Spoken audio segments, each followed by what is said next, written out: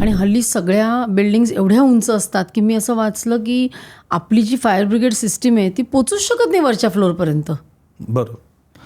जसं तुम्ही US ला गेला तर US ला हाय राईज बिल्डिंगची डेफिनेशन अशी आहे की where evacuation is not possible.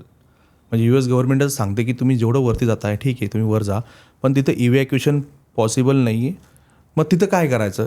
ए लढाई तुम्हारी आहे, तुमको अंदर के सोर्स ही लढणी आहे. मग तुम्ही बघाल की बाहेरच्या देशामध्ये बाहेरच्या कंट्रीमध्ये पूर्ण फायर फायटिंग सिस्टीम सगळी कार्यान्वित असते. म्हणजे तुम्ही वॉल जरी ओपन केला तुम्हाला प्रेशरने त्यामध्ये पाणी येईल.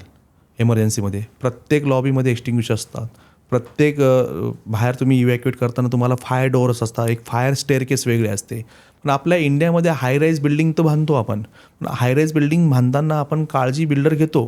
बिल्डर पूर्ण फायर फायटिंग सिस्टीम करतो, पण त्याच्यानंतरची काळजी कोण घेणार?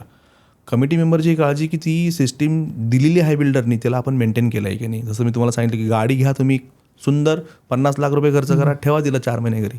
4 महिन्यानंतर तुम्ही तिला चालवलीच नाही, ती टेस्टच नाही केली, ती मोठं काम काढणार.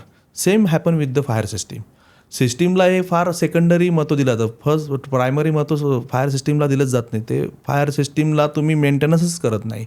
सो ह्या हाय राईज बिल्डिंगमध्ये तुमची सिस्टीम जर छान असेल तरच तुम्ही ती फाईट करू शकता फायरसोबत.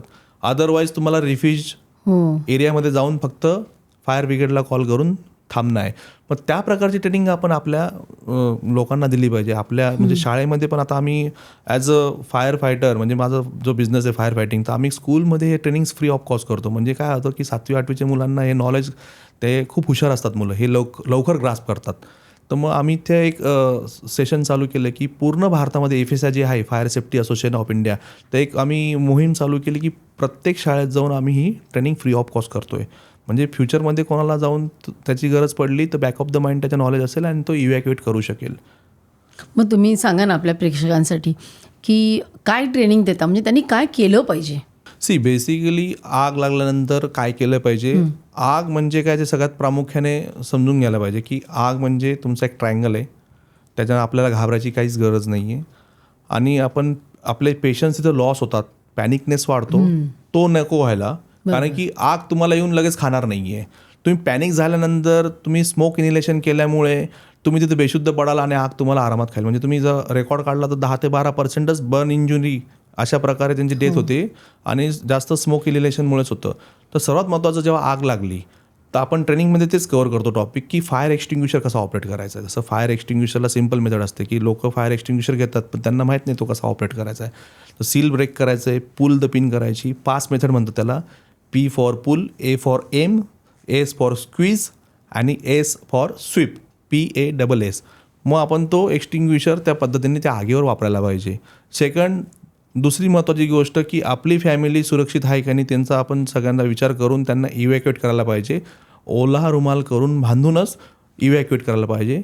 थर्ड मॅटर, इव्हॅक्युएट करताना कुठल्याही प्रकारची आपण लिफ्ट वापरायला नको. हां, ते महत्त्वाचं. कारण लिफ्ट वापरली, असे बरेच इन्सिडेंट झाले की यार 7व्या फ्लोअरला आग लागली, त्यातले 2 लोक म्हणाले की नाही मी लिफ्टनी जातो आणि 5 लोक स्टेअरकेसने गेली, ते 5 लोक वाचली आणि ते 2 लोक अडकली लिफ्टमध्ये. लिफ्टनी का नाही जायचं?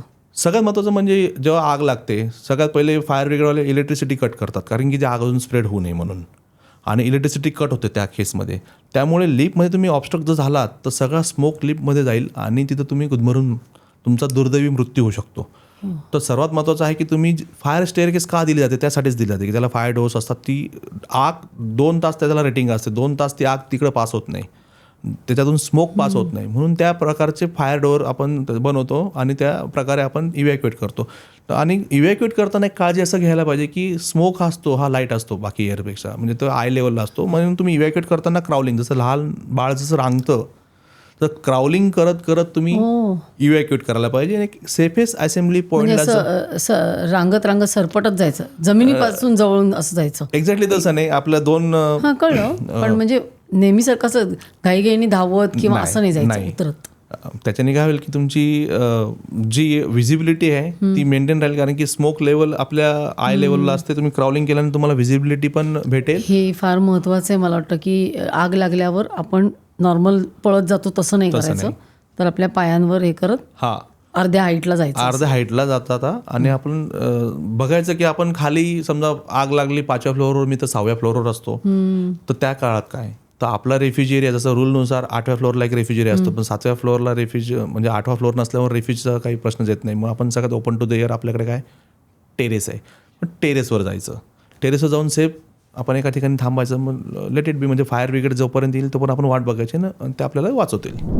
ही क्लिप शेवटपर्यंत बघितल्याबद्दल खूप खूप धन्यवाद. संपूर्ण एपिसोड बघण्यासाठी खाली दिलेल्या लिंकवर क्लिक करा आणि सर्व काही चॅनलला सबस्क्राईब करायला विसरू नका.